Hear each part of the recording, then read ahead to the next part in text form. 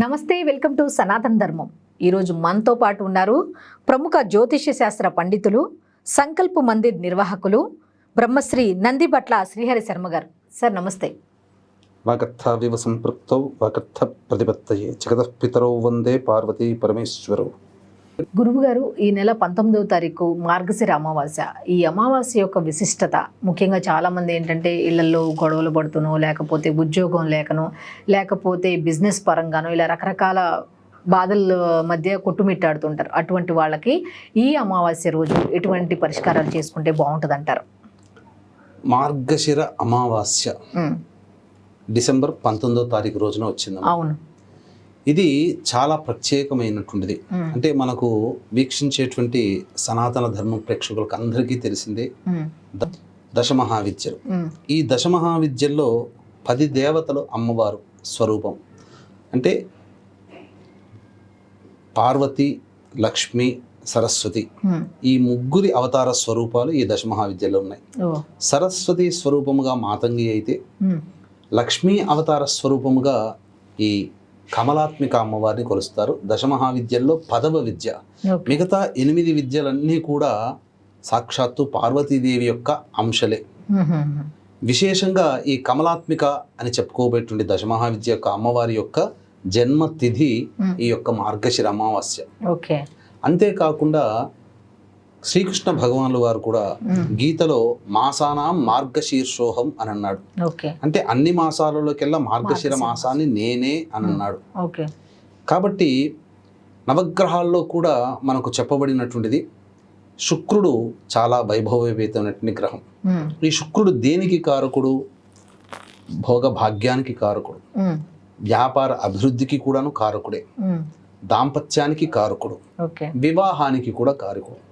అయితే అందరికీ డబ్బు ఉంటుంది, కానీ ఆ డబ్బుని వైభవంగా అనుభవించే యోగం కూడా డబ్బు రావాలంటే గురువు బాగుండాలి, బుధుడు బాగుండాలి, ఇలా సంబంధించినటువంటిది.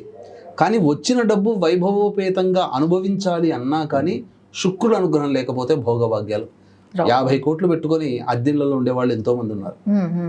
కానీ 1,00,000 రూపాయలు ఉన్న కారులో మిద్దెల్లో ఉండి ఆనందంగా జీవించగలుగుతున్నారు 1,00,000 సంపాదించేవాళ్ళు. అంటే ఎక్కడ తేడా? వాళ్ళ జాతకంలో శుక్రగ్రహ ప్రభావం చాలా బాగుంది. అనుభవించడానికి అన్నీ ఉంటాయి. ఇంట్లో ఎప్పుడు దాంపత్య సమస్యలే. మరి శుక్రుడు దాంపత్య జీవితానికి కారకుడు. అంతేకాకుండా అందము, ఐశ్వర్యము, చదువు, వినయము, విధేయత అన్నీ బాగుంటాయి, కానీ వివాహాలు కాకుండా ఇబ్బంది పడుతుంటారు. అటువంటి వాళ్ళలో వివాహ కారకుడు కూడా శుక్రుడే. ఆ దోషం ఉంటే కూడా వివాహాలు కావు.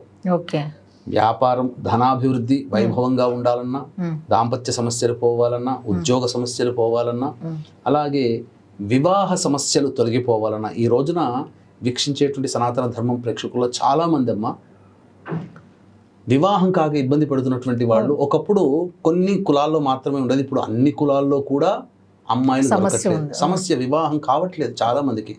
అంటే ఎక్కడొస్తుంది? సంతృప్తికరమైనటువంటి జీవితం. అంటే అన్ని ఉన్నా లేని దాని గురించే వెతుక్కొని ఆ లేనిది ఎక్కడ దొరుకుతుందో చూస్తున్నారు. ఆ లేనిది దొరికిన తర్వాత ఉన్న వాటిలో మళ్ళీ కొన్ని కొరవైపోతున్నాయి. తద్వారా ఏమవుతుంది? ఎక్కడా సంబంధానికి కుదరట్లేదు. అందువల్ల ఇబ్బందులు ఎదురవుతున్నాయి. ఇటువంటి దోషములు పోవాలన్నా మార్గశిర అమావాస్య చాలా ప్రత్యేకమైనటువంటి తిథిగా చెప్పబడి ఉంది. అంతేకాకుండా అమావాస్య అనగానే అందరికీ గుర్తుకొచ్చేటువంటిది ఈ యొక్క పితృదేవతలు. కాబట్టి ఆ రోజున పితృదేవత కార్యక్రమాలు ఖచ్చితంగా చేసుకోవాల్సిందే, అందులో సందేహమే లేదు. ఖచ్చితంగా పితృదేవతల యొక్క అనుగ్రహం ఉంటేనే మన 5 వేళ్ళు నోట్లోకి పోతాయి. మనం ఈ రోజున పిల్లలు ఇలా డిగ్రీ అయిపోగానే అలా 50,000 సంపాదన వస్తున్నాయంటే పిల్లల తెలివితేటలు కాదు. ఇంతకన్నా పిల్లల కన్నా పిహెచ్డీలు చేసిన వాళ్ళు ఉన్నారు, రోడ్డు మీద చాలా తక్కువ జీతానికి వెళ్తున్నారు. మరి ఇలా డిగ్రీ, బీటెక్ అయిపోగానే 50 లక్షల జీతం. కొంతమందికి ఇన్స్టిట్యూషన్లో బయటికి రాకముందే క్యాంపస్ సెలక్షన్లో 1,50,00,000, 3 కోట్లు ఎక్కడి నుంచి వస్తున్నాయి? పితృదేవతలు ఆశీర్వదిస్తున్నారు. ఆ పితృదేవతల ఆశీర్వచనమే పిల్లల్లో తెలివితేటలకు పెరగడానికి కారణం. ఇదంతా ఒక సైన్స్. దీని గురించి అర్థం చేసుకోవాలంటే ఏదో ఈ చెప్పేటువంటి 10 నిమిషాల్లో, పావు గంటల్లో వాళ్ళకి సమయం సరిపోదు. చాలా విజ్ఞానం కావాలి, చాలా ఓపిక ఉండాలి తెలుసుకోవడానికి. అన్నిటికంటే సారాంశం ఏంటంటే మనం బాగుపడాలన్నా, ఆనందంగా జీవించాలన్నా పితృదేవతల యొక్క అనుగ్రహం కావాలి. అందుకనే అమావాస్య మార్గశిర అమావాస్య డిసెంబర్ 19వ తారీఖు అయింది కాబట్టి పితృదేవతల పేరు మీద తర్పణాది కార్యక్రమాలు ఏమి అన్నదానాలు అవన్నీ చేస్తే అవకాశం ఉంటే చేయవచ్చు. డబ్బు లేని వాళ్ళు అందరూ, డబ్బు ఉన్న వాళ్ళు అందరూ ఉంటారా? లేని వాళ్ళు కూడా ఉంటారు. కానీ పెద్ద ఖర్చుతో కూడుకున్నటువంటిది కాకుండా నువ్వులు, నల్ల నువ్వులు నీళ్లతో బ్రాహ్మడికి సంబంధించిన దక్షిణతో తిల తర్పణాలు చేయించి స్వయంపాక దానము, లేకపోతే అనాథాశ్రమంలో ఎవరికైనా అన్నదానం చేయడం, పెద్దలకి అన్నదానం చేయడం, ఇవన్నీ చేయండి. ఇవన్నీ చేస్తే తప్పకుండా పితృదేవతల అనుగ్రహం కలుగుతుంది. మనం చేసే ప్రయత్నంలో కాస్త అభివృద్ధి అనేటువంటిది ఉంటుంది. ఇక రెండవది, ఇంతకుముందు చెప్పినటువంటి వివాహ సమస్యలు, దాంపత్య సమస్యలు, ఆర్థికపరము, ఉద్యోగపరము, ఇలా సంబంధించినటువంటి అనేక రకాల సమస్యల్లో ప్రధానంగా శుక్రుడే కదా కారణం. అట్టి శుక్రునికి అధిష్టాన దేవత ఎవరు? లక్ష్మీదేవి. కాబట్టి ఇప్పుడు మనము ఒక సంస్థలో పనిచేస్తున్నామమ్మా, మనము మాట వినాలంటే మన బాస్ చెప్తే మనం మాట వింటాం, అంతే కదా. కాబట్టి ఈ శుక్రునికి బాస్ ఎవరు? లక్ష్మీదేవి. ఈ లక్ష్మీదేవి అవతార స్వరూపము దశమహావిద్యల్లో కమలాత్మికాదేవి. కాబట్టి కమలాత్మిక దేవత యొక్క జన్మ తిథి ఈ రోజున కాబట్టి వీక్షించేటువంటి ప్రేక్షకులు చక్కగా ఈ రోజున, ముఖ్యంగా స్త్రీలు ఈ రోజున కొన్ని చెప్పబడేటువంటి చిన్న పరిహారం చేసుకుంటే చాలమ్మా. ఎలాగో ముందు రోజు అనేటువంటిది, అమావాస్య ముందు రోజు ఇంట్లో మొత్తం అంతా కూడాను శుభ్రపరచుకుంటారు, ఇల్లంతా దులుపుకుంటారు, పూజా మందిరాన్ని శుభ్రపరచుకుంటారు, విగ్రహాన్ని శుభ్రపరచుకుంటారు. ఇక తెల్లవారి 4:30, చలికాలం కాబట్టి కాస్త కష్టమే, 4:30, 5 గంటలకల్లా లేచి కాలకృత్యాదులు తీర్చుకొని ఒక శుభ్రమైనటువంటి నీటిలో గళ్ళ ఉప్పు, పసుపు, తర్వాత ఇలాచి, తర్వాత పచ్చకర్పూరం, కుంకుమ పువ్వు, జాజికాయ, జాపత్రి వీలైతే ఇవన్నీ వేసి ఒక పావు గంట సేపు అలా ఉంచితే ఆ యొక్క సారమంతా నీటిలో దిగుతుంది. అప్పుడు ఒక పొడిగుడ్డతో తడిపి ఇల్లంతా ఒక్కసారి శుభ్రపరచుకుంటే ఇంట్లో ఉన్నటువంటి నకారాత్మక శక్తి, నెగిటివ్ ఎనర్జీ వెళ్ళిపోతుంది. పూజా మందిరంలో కూడా చేయాలి. వెంబడే ధూపం వేసేసుకుంటే అప్పుడు ఆ ఇల్లంతా పవిత్రత చేకూరుతుంది. ఎందుకనంటే మనకు ముగ్గురమ్మలు, ఆ ముగ్గురమ్మల్లో లక్ష్మి చాలా సున్నితమైనటువంటి దేవత. ఎత్ర శుచి తత్ర దేవతాః, శుచి శుభ్రత ఉంటేనే దేవతలు వస్తారు.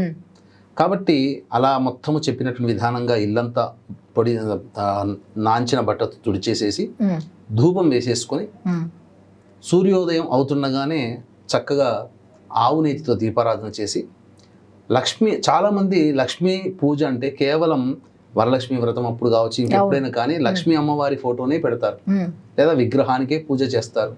చాలా తప్పమ్మా. ఇక్కడ చెప్పినటువంటిది ఏంటంటే, అమ్మవారిని నారదుడు అడిగాడు, అమ్మ ఒకానొక సందర్భంలో నీ నామాల్లో చెంచలాయ అని అంటారు, తగ్గట్టుగానే నీవు ఒక చోట ఎక్కడ స్థిరంగా ఉండవు, ఎందుకమ్మా అని అడుగుతారు. చాలా మంది చేసే తప్పేంటంటే, కేవలం నన్ను మాత్రమే పూజిస్తారయ్యా, నా భర్త సమేతంగా పూజించరు, అందుకనే నేను ఉండను, నా భర్తతో పాటు నన్ను పూజిస్తే నేను శాశ్వతంగా ఉంటాను, అంతే కదమ్మా. ఇప్పుడు ఏ ఇంటికైనా కానీ, ఇప్పుడు మేము ఇల్లు కట్టుకున్నాం, గృహప్రవేశం రండి అని చెప్పి భార్యకి బొట్టు పెట్టి మీరు రండి అంటే భార్య పోతుందా? సతీ సమేతంగా రండి, నా భర్తకు చెప్పలేదు కాబట్టి నేను పోను అంటుంది. సాధారణమైనటువంటి సూత్రమే కదా, ఇదే దేవతలకి వర్తిస్తుంది. కాబట్టి విష్ణు సమేతమైనటువంటి చిత్రపటానికి కానీ, లేదా విష్ణు విగ్రహం, లక్ష్మీ విగ్రహం కానీ ఉన్నప్పుడు చక్కగా ఎర్రటి పూలమాల వేసి అప్పుడు లక్ష్మీ సహస్రనామం, విష్ణు సహస్రనామ పారాయణం చేయాలి. చేసిన తర్వాత అప్పుడు బెల్లం పాయసం నైవేద్యంగా పెట్టాలమ్మా. ఇక్కడ ప్రత్యేకంగా ఈ రోజు చేయాల్సినటువంటిది బెల్లం పాయసం నైవేద్యంగా పెట్టాలి. ఇక ఆ రోజంతా కూడాను వీలైతే ఇప్పుడు ఒక చెప్పుకోబోయేటువంటి ఒక శ్లోకాన్ని మీకు తెలియచేస్తాను, మంత్రం అది. ఆ మంత్రాన్ని మీకు భక్తి ఉంటే 1008 సార్లు, మాకంత సమయం లేదండి, జాబ్ చేసేవాళ్ళం మాకు అదంటే కనీసం 108 సార్లు అయినా కానీ ఇప్పుడు చెప్పబోయేటువంటి యొక్క మంత్రాన్ని మీరు ఆ చిత్రపటం ముందర ధ్యానం చేసుకోవాలి. ఏంటి ఆ మంత్రం చెప్తాను. వీక్షించేటువంటి సనాతన ధర్మం ప్రేక్షకులు కూడా ఈ మార్గశిర అమావాస్య మహా విశిష్టమైనది కాబట్టి అందరికీ కూడా ఇప్పుడు చెప్పబడినటువంటి విద్య, వివాహ, ఉద్యోగ, దాంపత్య సమస్యల నివారణకి మన పీఠం ఆధ్వర్యంలో సాయంకాలం ప్రదోషకాల సమయంలో అనగా 5 గంటలకి ఈ జాతకరీత్యా కలుగు అన్ని రకాల చెప్పిన సమస్యల నివారణకి సర్వదోష నివారణ పూజల హోమాలు అనేటువంటివి జరిపించి విష్ణువుకి ప్రీతికరమైనటువంటి వైజయంతి మాల మీకు ఇవ్వడం జరుగుతుంది. అవకాశం ఉన్న వాళ్ళు కార్యక్రమ తదనంతరం కాంటాక్ట్ చేసి మీ గోత్రనామాదులు నమోదు చేసుకోవచ్చు. ముఖ్యంగా కమలాత్మిక హోమం అనేటువంటిది ఆ రోజున కమలాత్మిక దేవి జయంతి కాబట్టి కమలాత్మిక హోమం అనేటువంటిది చేయించడం జరుగుతుంది, గమనించగలరు. ఇప్పుడు ఆ రోజున చెయ్యాల్సినటువంటిది ఏంటి అనంటే మంత్రము ఓం మహాదేవ్యై చ విద్మహే విష్ణు పత్న్యై చ ధీమహి తన్నో లక్ష్మీ ప్రచోదయాత్. ఈ మంత్రాన్ని 1008 సార్లు జపం చేయాలి. లేదు టైం లేకపోతే 108 సార్లు. ఇక ప్రదోషకాల సమయంలో కూడా ఇదే చేయాలి. ఎందుకు అంటే ప్రదోషకాలానికి అమ్మవారి యొక్క అనుగ్రహం చాలా విశేషంగా ఉంటుంది. ప్రదోషకాలంలో కూడా దీపారాధన చేసి ఈ చెప్పినటువంటి మంత్రాన్ని వీలైతే ఆ రోజంతా ఉపవాస నియమాన్ని పాటించాలి, బ్రహ్మచర్యం కూడా పాటించాలి, దాంపత్యం పనికిరాదు. అలాగే మద్యపానము ధూమపానం కూడా పురుషులు చేయకుండా ఉంటే చాలా మంచిది. పితృదేవతల్ని తలుచుకొని చెప్పిన పితృదేవత కార్యక్రమం చేసుకోవాలి. విష్ణు లక్ష్మి ఇద్దరి ఆరాధన కూడా ఆ రోజు చేసుకున్నట్లయితే తప్పకుండా శివరాత్రి కల్లా, నా మాటగా చెప్తున్నాను, శివరాత్రి కల్లా మీ సంకల్పం నెరవేరుతుంది. భర్త వదిలిపెట్టి వెళ్ళిపోతుంది, భార్య దగ్గరవుతుంది. భార్యను వదిలిపెట్టి వెళ్ళిపోతాడు భర్త, దగ్గరవుతుంది. ఎప్పుడు చిరుబుర్రులు ఆడుకునే దాంపత్య జీవితంలో ఆనందకరం, ఒకరినొకరు అర్థం చేసుకునే తత్వము ఈ దేవత ఆరాధన వల్ల కలుగుతుంది. వివాహం కాక సతమతమయ్యే వాళ్ళకి వివాహాలు కుదురుతాయి. అన్నిటికంటే ముఖ్యంగా రావలసినటువంటి రాని బాకీలు, డబ్బులు కానీ ఆగిపోయినవి, లోన్స్ శాంక్షన్ అవ్వడం కానీ ఇవన్నీ దేవతా అనుగ్రహం వల్ల కలుగుతాయి. కాబట్టి ఫలితాన్ని ఆశించి చేయడం కంటే మనవంతు కర్తవ్యంగా మనం ఈ సంబంధించినటువంటి దేవత సంబంధించినటువంటి జన్మతిథి రోజున చేసుకోవడం వల్ల సంపూర్ణమైనటువంటి అనుగ్రహం కలుగుతుంది అని చెప్పడంలో ఏమాత్రం సందేహం లేదు. థ్యాంక్ యూ గురుగారు. సర్వం శ్రీ ఉమామహేశ్వర పరబ్రహ్మార్పణమస్తు.